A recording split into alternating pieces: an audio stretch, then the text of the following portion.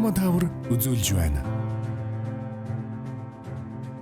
Улаанбаатар хотын хөгжлийн шин чиглэл баруун урд зүг Туулын хурдны зам ашиглалтанд орсноор хотын хөдөлгөөн шин төвүүд рүү төвлөрч байна. Туулын хурдны зам нь хотын урд хэсгээр зүүнээс баруун чиглэлд хийгдэж байгаа бөгөөд хан үйлдвэрэг тэр дундаа 20 дугаар хороотой шууд холбож замын хөдөлгөөний төгжрлийн цагийг 2-оос 3 дахин богиносгож байна. Мишель Экспо төвийн 4 замын уулзвар нь хойд чиглэлд 10 дугаар хороол болон Гермес төвтэй шууд холбогдох шин замын зангилаа болж байна. 2025 оны 4-р улирал ашиглалтанд орох энэ зам нь зөвхөн хотын хөдөлгөөнийг хурцгаа зогсохгүй, Чингисийн өргөн чөлөөний авто замын ачааллыг мэдэгдэхүйц бууруулна. Хан үйлдвэргийн 20-р хороо өнөөдөр зөвхөн худалдаа үйлчилгээний бүс биш, харин хотын шин бизнесийн зүрх болон хөгжиж байна.